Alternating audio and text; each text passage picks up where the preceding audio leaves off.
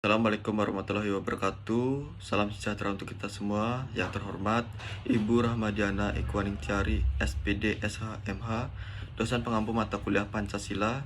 Kami dari kelompok 4 akan mempresentasikan hasil kerja kami yang berjudul Pancasila dalam Konteks Ketatanegaraan Republik Indonesia.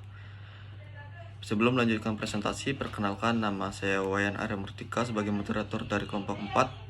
Dan ada juga rekan-rekan saya, yakni Anissa Aveliana Dwi Cornelis, Amelia Agustian, Alivia Fadilah, dan Ahmad Lutfi Sulaiman. Baik, untuk pemateri 1 saya persilakan. Materi pertama, pembukaan UUD 1945 sebagai tertib hukum tertinggi.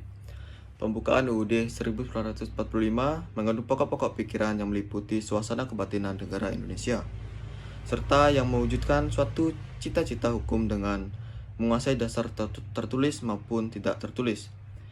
Kedudukan UUD 1945 berkaitan erat dengan tertib hukum Indonesia dan memiliki dua aspek yang sangat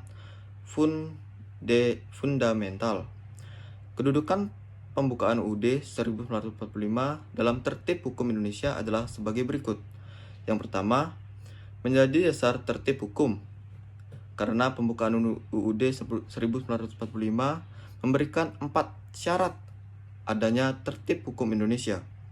Yang kedua, menjadi ketentuan hukum tertinggi sesuai dengan kedudukannya sebagai asas hukum dasar tertulis UUD maupun hukum tidak tertulis, konvensi, serta peraturan-peraturan hukum lainnya yang lebih rendah. Perkenalkan, nama saya Anissa Avelina dengan NPM 22160016 dari Prodi Pendidikan Guru Sekolah Dasar. Saya dari kelompok 4 ingin menyampaikan materi tentang pembukaan Undang-Undang 1945 sebagai pokok kaidah negara fundamental. Pembukaan Undang-Undang 1945 memiliki kedudukan penting dalam hukum dasar tertulis Negara Kesatuan Republik Indonesia. Pembukaan Undang-Undang Dasar 1945 dapat diibaratkan sebagai abstrak dari sebuah karya ilmiah atau pendahuluan dalam sebuah buku berisi hal-hal yang sangat mendasar atau intisari dari keseluruhan isi sebuah karya ilmiah. Adapun naskah pembukaan Undang-Undang Dasar 1945 sebagai berikut, bahwa sesungguhnya kemerdekaan itu adalah hak segala bangsa, dan oleh sebab itu penjajahan di atas dunia harus dihapuskan, karena tidak sesuai dengan peri kemanusiaan dan peri keadilan. Atas berkat rahmat Tuhan yang Maha Kuasa, dan dengan didorongkan oleh keinginan luhur supaya berkehidupan kebangsaan yang bebas, maka rakyat Indonesia menyatakan dengan ini kemerdekaannya. Kemudian daripada itu, untuk membentuk suatu pemerintah negara Indonesia yang melindungi segenap bangsa Indonesia dan seluruh tumpah darah Indonesia, dan untuk memajukan kesejahteraan umum, mencerdaskan kehidupan bangsa, dan ikut melaksanakan ketertiban dunia yang berdasarkan kemerdekaan, perdamaian abadi, dan keadilan sosial. Maka disusunlah kemerdekaan kebangsaan Indonesia itu dalam suatu susunan negara Republik Indonesia yang berkedaulatan rakyat dengan 5 berdasarkan kepada ketuhanan yang Maha Esa, kemanusiaan yang adil dan beradab, persatuan Indonesia, dan kerakyatan yang dipimpin oleh hikmat kebijaksanaan dalam permusyawaratan perwakilan, serta dengan mewujudkan keadilan sosial bagi seluruh rakyat Indonesia. Pembukaan Undang-Undang Dasar 1945 sebagai pokok kaidah negara yang fundamental berisi: yang pertama, dasar tujuan negara baik tujuan umum dan tujuan khusus. Tujuan umum terdapat dalam ikut melaksanakan ketertiban dunia yang berdasarkan perdamaian abadi dan keadilan sosial. Tujuan umum menyangkut hubungan antar bangsa, pergaulan masyarakat internasional. Tujuan umum inilah yang merupakan dasar politik luar negeri Indonesia yang bebas dan aktif. Sedangkan tujuan khusus ada dalam melindungi segenap bangsa Indonesia dan seluruh tumpah darah Indonesia, dan untuk memajukan kesejahteraan umum, mencerdaskan kehidupan bangsa.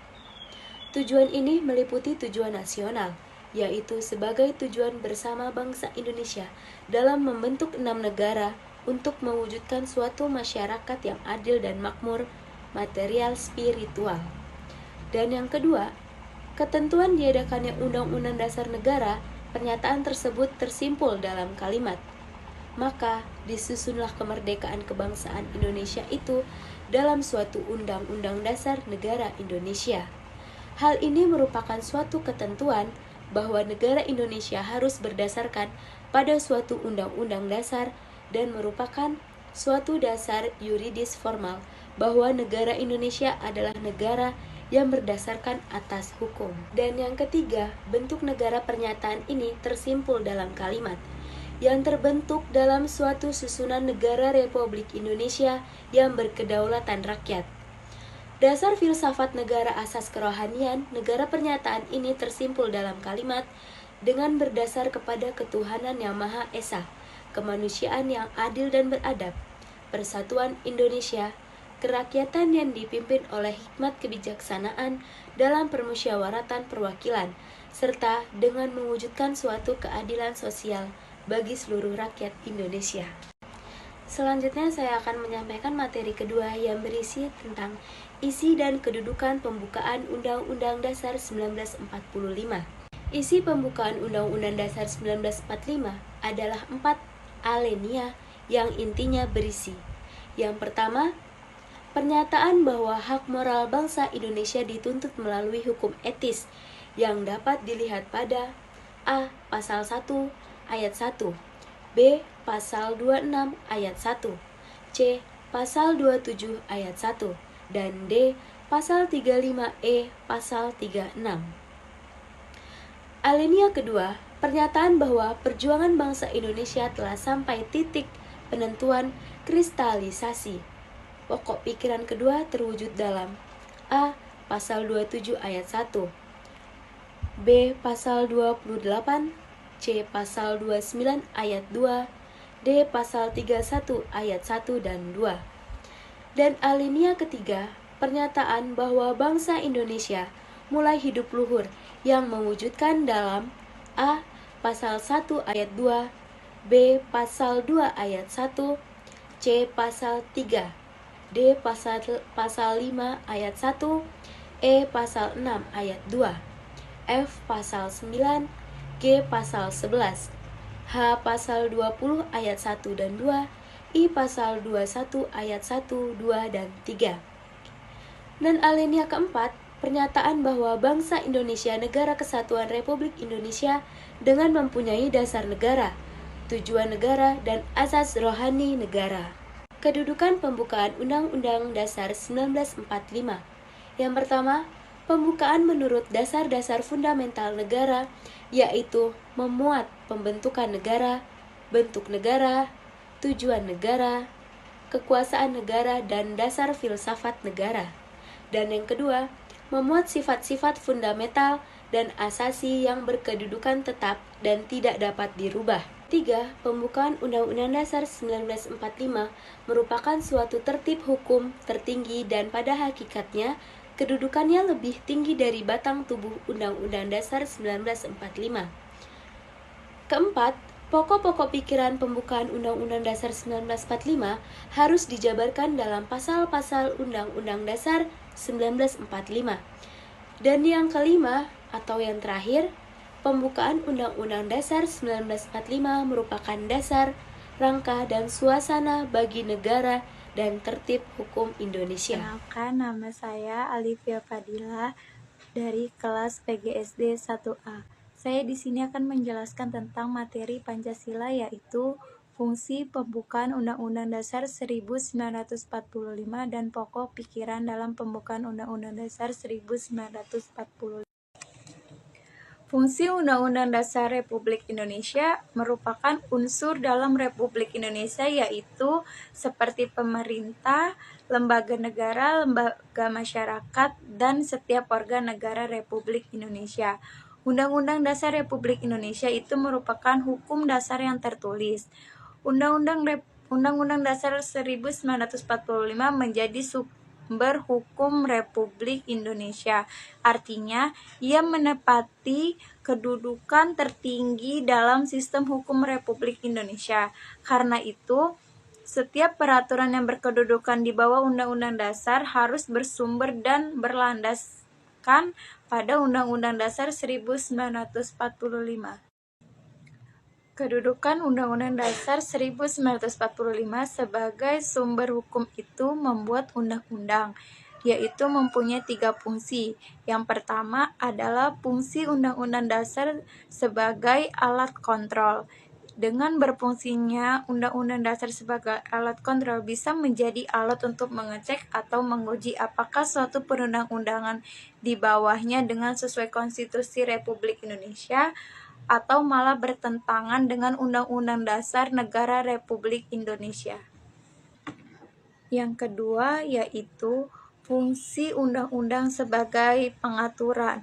Dalam fungsi pengatur, Undang-Undang Dasar Republik Indonesia 1945 berperan mengatur kekuasaan negara meliputi bagaimana cara menyusun, membagi, dan dilaksanakan. Karena itu, dalam melaksanakan kekuasaannya, seluruh lembaga negara termasuk presiden itu harus berkeselarasan dengan ketentuan Undang-Undang 1945. Yang ketiga yaitu fungsi Undang-Undang Dasar sebagai penentu. Undang-Undang Dasar 1945 juga berfungsi sebagai penentu atas hak dan kewajiban negara, aparat pemerintahan, dan warga negara. Selanjutnya yaitu pokok-pokok pikiran dalam pembukaan Undang-Undang Dasar 1945. Dalam pokok pikiran Undang-Undang Dasar 1945 ini bersifat mengikat pada unsur di lembaga negara seperti pemerintah, lembaga negara, lembaga masyarakat, dan di setiap warga negara Republik Indonesia. Selain itu, Undang-Undang Dasar 1945 ini memiliki 2 sifat, yaitu singkat dan supel. Mengapa dikatakan singkat? Karena Undang-Undang Dasar Republik Indonesia 1945 hanya memuat aturan-aturan dasar berupa instruksi dalam penyelenggaraan negara. Sedangkan bersifat supel yaitu lantaran selalu dapat mengikuti dan digunakan oleh berbagai zaman. 1. Pokok pikiran Persatuan Pembukaan Undang-Undang Dasar 1945 menganut pokok pikiran mengenai persatuan. Hal tersebut terkandung dalam kalimat yang berbunyi, negara melindungi segenap bangsa Indonesia dan seluruh tumpah darah Indonesia dengan berdasarkan atas persatuan dan mewujudkan keadilan sosial bagi seluruh rakyat Indonesia. Dalam kalimat tersebut dijelaskan secara tersurat dan tersirat bahwa setiap warga negara mengenal latar belakang apapun harus mengutamakan kepentingan negara atas kepentingan individu atau golongan. Yang kedua yaitu pokok pikiran keadilan sosial. Pembukaan Undang-Undang Dasar 1945 menganut pokok pikiran keadilan sosial. Hal tersebut terkandung dalam bunyi, negara ingin mewujudkan keadilan sosial bagi seluruh rakyat Indonesia. Dalam kalimat ini dijelaskan tersurat dan tersirat bahwa kesejahteraan dan kemakmuran ini terwujud secara merata bagi seluruh warga negara Indonesia. Perkenalkan, nama saya Ahmad Lutfi Sulaiman dari program studi PGSD dengan NIM 22160010. Baiklah, di sini saya akan menjelaskan materi tentang hubungan antara pembukaan Undang-Undang Dasar 1945 dengan pasal-pasal Undang-Undang Dasar 1945, Pancasila, dan Proklamasi 17 Agustus 1945. Pembukaan Undang-Undang Dasar 1945 mempunyai fungsi atau hubungan langsung dengan batang tubuh Undang-Undang Dasar 1945. Karena pembukaan Undang-Undang Dasar 1945 mengandung pokok-pokok pikiran yang disebarkan lebih lanjut dalam pasal-pasal di batang tubuh Undang-Undang Dasar 1945. Undang-Undang Dasar 1945 terdiri dari rangkaian pasal-pasal, merupakan perwujudan pokok pikiran-pikiran yang terkandung dalam pembukaan Undang-Undang Dasar 1945, yang tidak lain adalah Persatuan Indonesia, keadilan sosial, kedaulatan rakyat berdasarkan atas kerakyatan dan permusyawaratan perwakilan, dan permusyawaratan perwakilan dan ketuhanan yang Maha Esa, kemanusiaan yang adil dan beradab. Terus hubungan antara Pancasila, Undang-Undang Dasar 1945 dan Proklamasi 17 Agustus 1945. Antara Pancasila dan pembukaan Undang-Undang Dasar 1945, terlebih dahulu hubungan antara keduanya bersifat formal dan material. A. Secara formal, bahwa rumusan Pancasila sebagai dasar negara Indonesia tercantum dalam pembukaan Undang-Undang Dasar 1945. Dengan demikian, Pancasila sebagai inti pembukaan Undang-Undang Dasar 1945 mempunyai kedudukan yang kuat, tetap, tidak dapat diubah, dan terlekat pada kelangsungan hidup negara Republik Indonesia. B. Secara material, berupa proses perumusan Pancasila, sidang BPUPKI membahas dasar filsafat Pancasila, disusun pembahasan pembukaan Undang-Undang Dasar 1945. Sidang berikutnya tersusun Piagam Jakarta sebagai wujud bentuk pertama pembukaan Undang-Undang Dasar 1945. Perkenalkan, nama saya Amelia Agustian, NPM 22160014 dari Prodi Pendidikan Guru Sekolah Dasar. Baiklah, saya dari kelompok 4 akan menjelaskan materi tentang hukum dasar tertulis dan hukum dasar tidak tertulis. Hukum dasar tertulis merupakan kerangka dan tugas-tugas pokok badan-badan pemerintahan suatu negara dalam menentukan mekanisme kerja suatu negara tersebut, seperti eksklusif, yudikatif, dan legislatif. Yang kedua, hukum dasar tidak tertulis atau konvensi merupakan aturan-aturan dasar yang timbul dan terpelihara dalam praktek penyelenggaraan negara. Konvensi ini merupakan pelengkap dari aturan-aturan dasar yang tidak tertulis dan diterima oleh seluruh masyarakat dan tidak boleh bertentangan dengan undang-undang dasar. Dalam praktek penyelenggaraan negara yang tidak tertulis, yaitu pidato kenegaraan Presiden di depan sidang DPR setiap tanggal 16 Agustus, penyampaian bertanggungjawaban Presiden di depan MPR, dan rencana GBHN untuk Presiden kepada MPR. Baiklah, saya akan melanjutkan materi yang terakhir tentang struktur Indonesia berdasarkan Undang-Undang Dasar 1945. Yang pertama, Majelis Permusyawaratan Rakyat atau yang sering kita sebut MPR. MPR adalah salah satu lembaga negara dalam sistem ketatanegaraan Indonesia yang terdiri atas anggota Dewan Perwakilan Rakyat dan anggota Dewan Perwakilan Daerah. Dahulu sebelum reformasi, MPR merupakan lembaga tertinggi yang terdiri dari anggota Dewan Perwakilan Rakyat, utusan daerah, dan utusan golongan. Yang kedua, Presiden dan Wakil Presiden. Presiden adalah kepala negara sekaligus kepala pemerintahan Indonesia. Sebagai kepala negara, Presiden adalah simbol resmi negara Indonesia di dunia. Sebagai kepala pemerintahan, Presiden dibantu oleh Wakil Presiden dan menteri-menteri dalam kabinet, memegang kekuasaan eksklusif untuk melaksanakan tugas-tugas pemerintahan sehari-hari. Yang kedua adalah Wakil Presiden. Wakil Presiden adalah pembantu kepala negara sekaligus kepala pemerintahan Indonesia yang bersifat luar seorang presiden sebagai kepala negara. Sebagai pembantu kepala pemerintahan, Wakil Presiden adalah pembantu presiden yang berkualitas bantuannya di atas bantuan yang diberikan oleh menteri, memegang kekuasaan eksklusif untuk melaksanakan tugas-tugas pemerintahan sehari-hari yang didelegasikan kepadanya. Yang ketiga, Dewan Perwakilan Daerah atau yang sering kita sebut DPR. DPR adalah lembaga tertinggi negara dalam sistem ketatanegaraan Indonesia yang merupakan lembaga perwakilan rakyat memegang kekuasaan pembentuk undang-undang.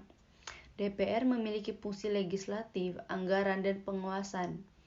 DPR terdiri atas anggota partai, politik, peserta pemilihan umum yang dipilih berdasarkan hasil pemilihan umum.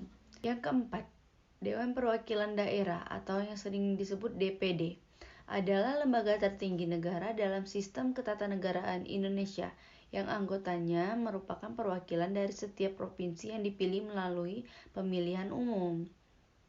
Anggota DPD dan dari setiap provinsi adalah 4 orang. Dengan demikian jumlah anggota DPD saat ini adalah 132 orang.